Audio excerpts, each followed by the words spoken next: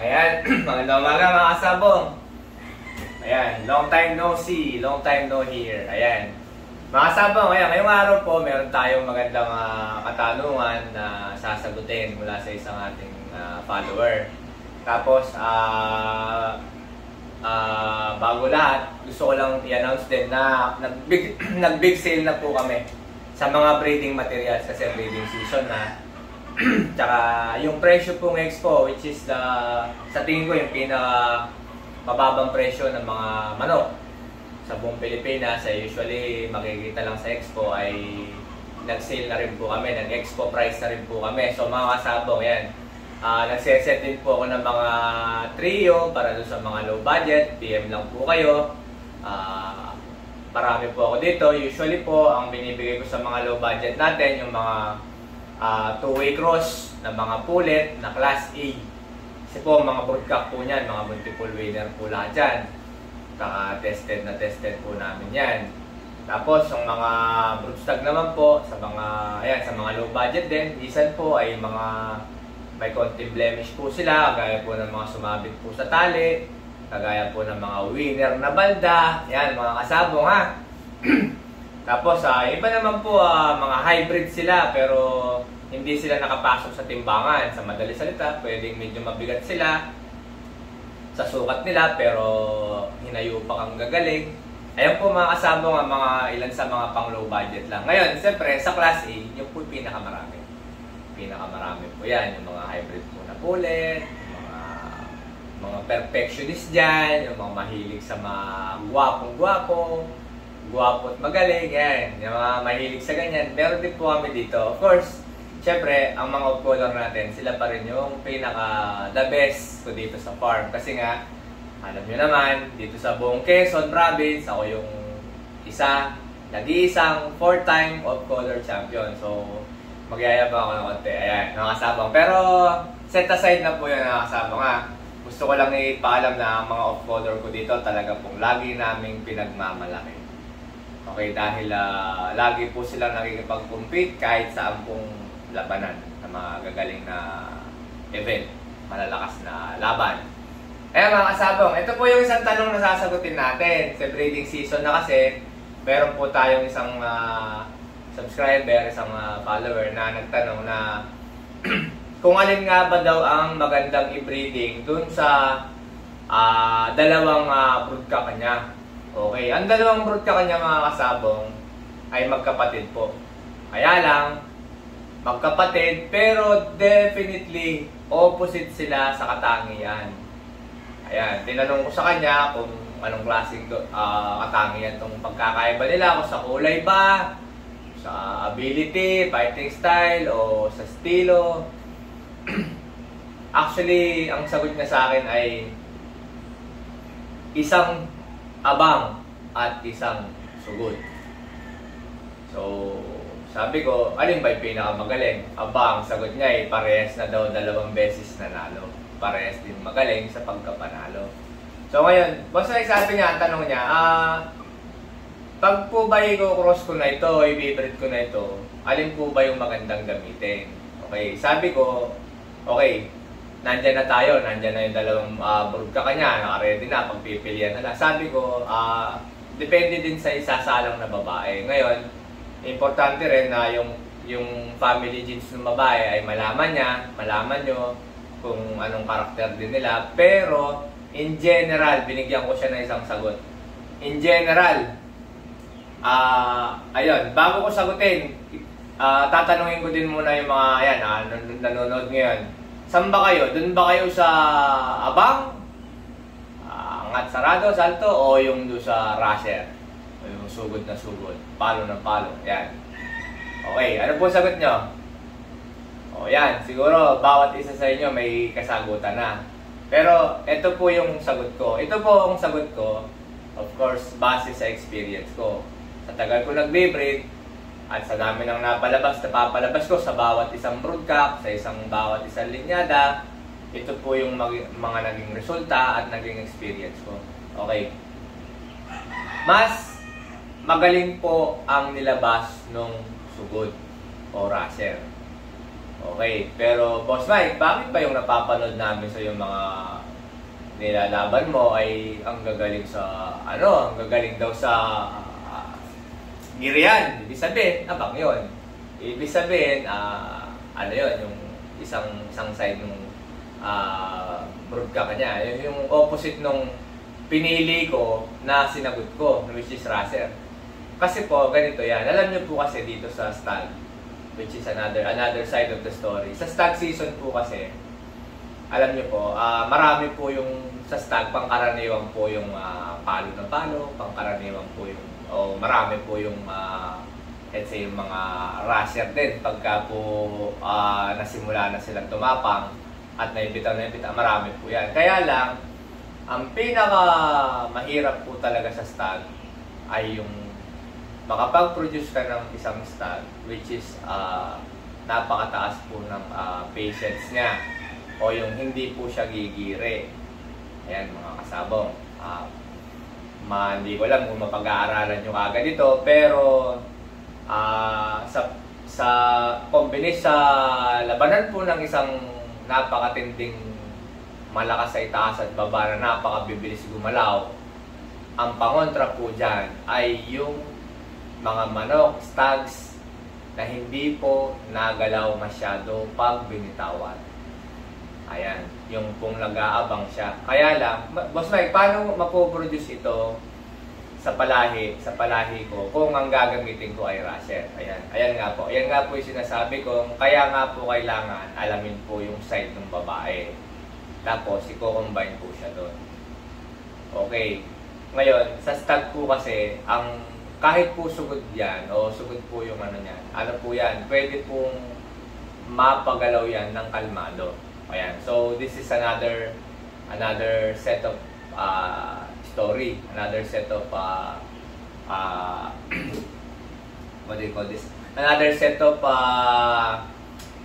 topic na kung paano namin napapagalaw ang isang napakagalaw na manok.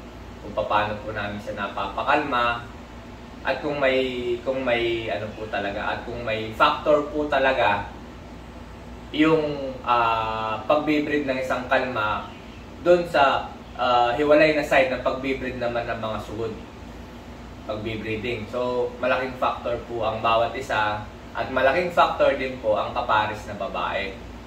So typically sabi ko sa kanya, you have to know both side better. You have to know better yung both side na i-breed mo kahit pa dun sa side ng babae, which is the most important, mga kasabong. Yung pong side ng babae, gaya ng sinasabi ko sa ibang vlog ko, 80% po yan. So sa madaling salita, mga kasabong, sa tagal kong nagbe-breed, ang babae po ay lagi pong una sa priority list ko bago ako mag-select ng isang brood stag o brood cock. Yan mga kasabong ha. Napaka-importante po kasi yung pong father ng babae, kung ito'y nagbilang ng panalo at kung anong estilo nito, yung po actually yung ibabato. Tapos yung side ng lalaki naman na pinili niya na yon ay makukuha pa lang doon yung sa side ng anak niyang babae pa. So hindi po talaga ganun kabilis. Kung akala niya kasi nag-mating siya ng dalawa ay iyon na, hindi pa. Kailangan na isa pang apo, o yung sabihin sa apo pa. Sa side ng babae, yun na po. Pero sa side ng lalaki, yung apo pa.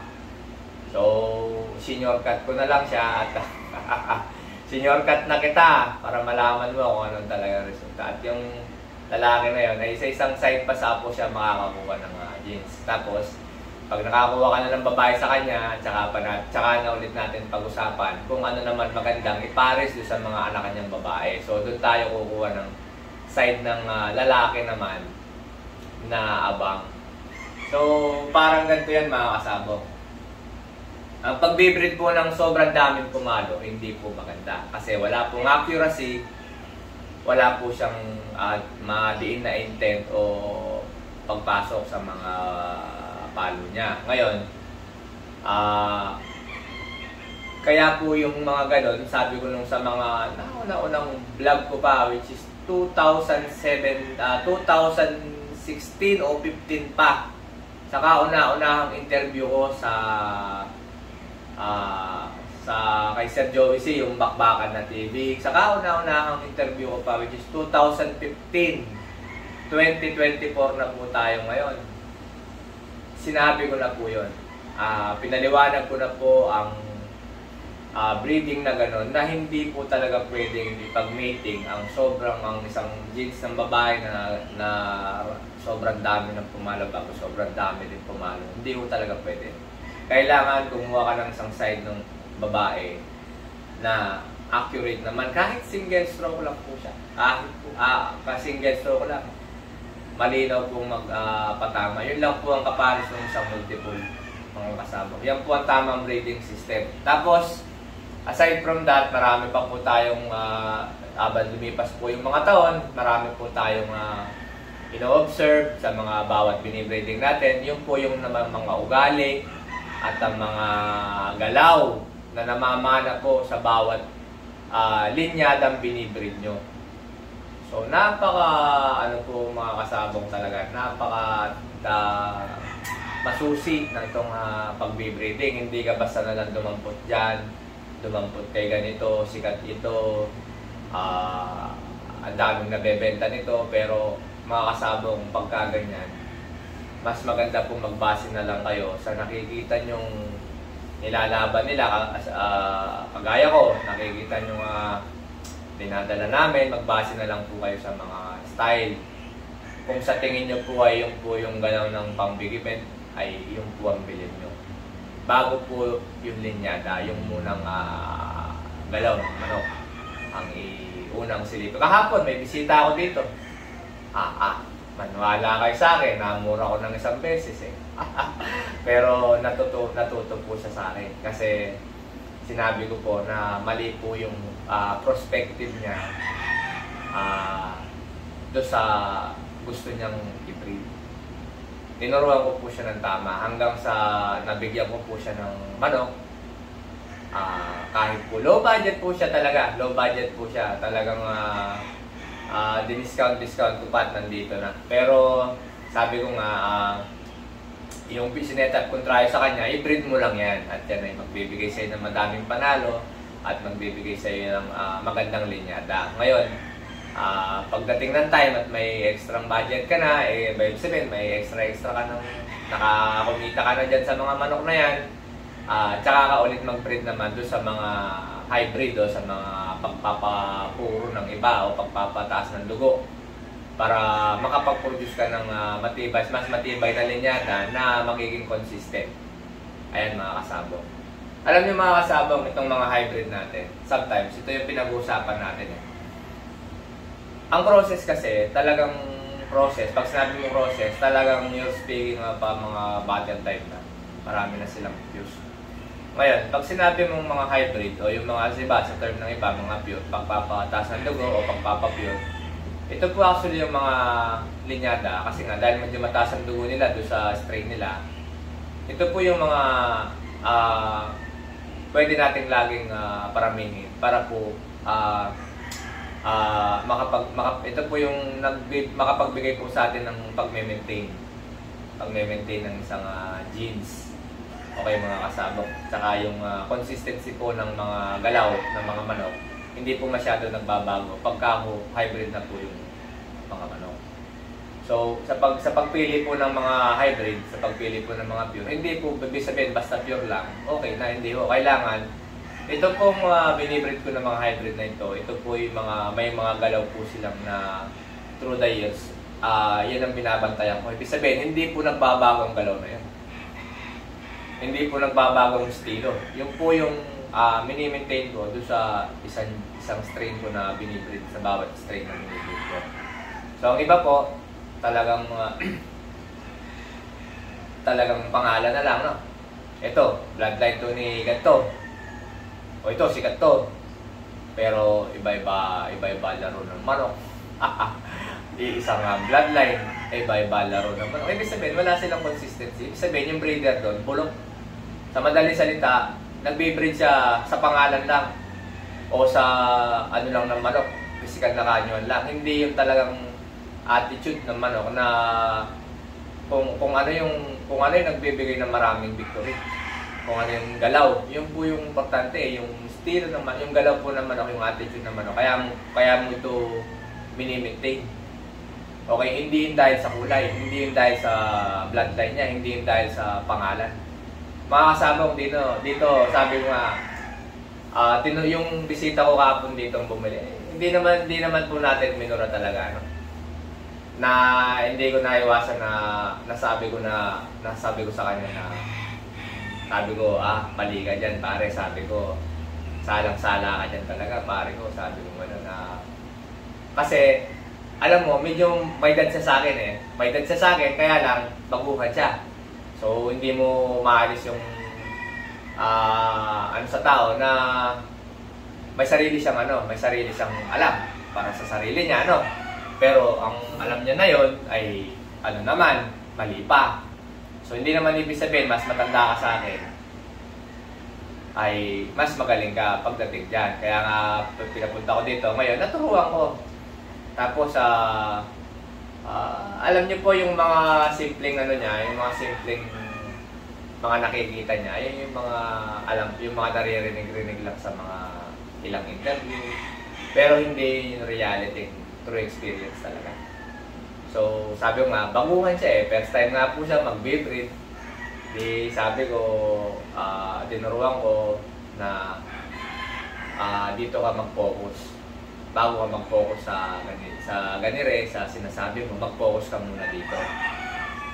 Ayun, tapos tinanong ko rin siya kung anong magiging side niya pagdating ng araw, kung magbebenta rin ba siya o maglalaban. So, gusto rin niya magbenta. Kaya lang, syempre, wala pa siyang budget, low budget. Di binigyan ko muna natin siya pagsimula para makilala muna siya. So, hindi pa niya alam na kailangan makilala muna siya bago siya mag-breed. Kasi, hindi naman pwede mag-breed ka ng mag-breed na hindi ka naman makikilala sa inyo. Sinong bibili ng manok mo? Diba? Eh kahit pa sabihin mo binili mo sa pinakasikat na breeder yan, kung ikaw mismo hindi ka naman nakikilala at hindi ka naman nananalo sa lugar nyo, bali wala rin po yun, mga kasabong. Makakala nyo, bumili kayo kay ganito napakamahal na manok, ay pag binenta nyo, sigurado na yan. Hindi po Kailangan, makilala din muna kayo sa lugar nyo at kailangan makita magpanalo yung binread nyo. Kung sinabi mo nga binili mo sa ganyan, nakita ka naglaban, puro talo, hindi wala din.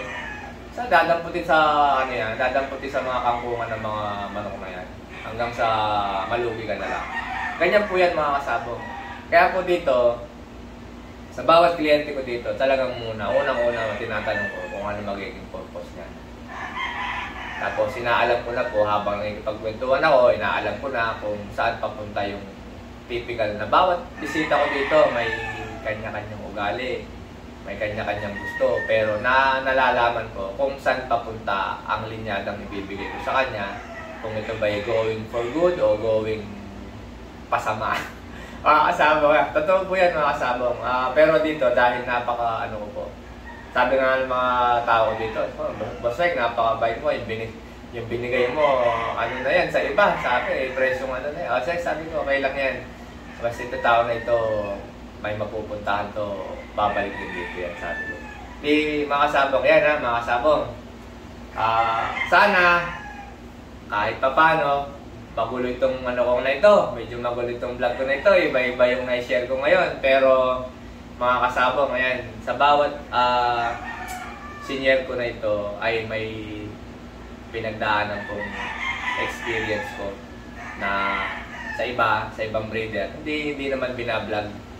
Ibig sabihin, hindi naman sinishare nila yung mga naging achievements nila, kung ano ba yung mga naging pamamaraan nila o yung pagtuklas nila sa bawat linyadang binibili nila o yung kagaya ito, yung senior ko, yung ano bang pinipili nila, yung ganito ba o yung sugod o yung Russian o yung ano, o paano ba binibili, paano ba binibili ng dalawa na yan. Kasi may mga times po talaga na kung ano lang ang naibigay sa'yo dahil yun lang ang kaya mo, ay wala kang ibang choice kahit hindi mo gusto. Pero, pwede mong pag-igihan yon.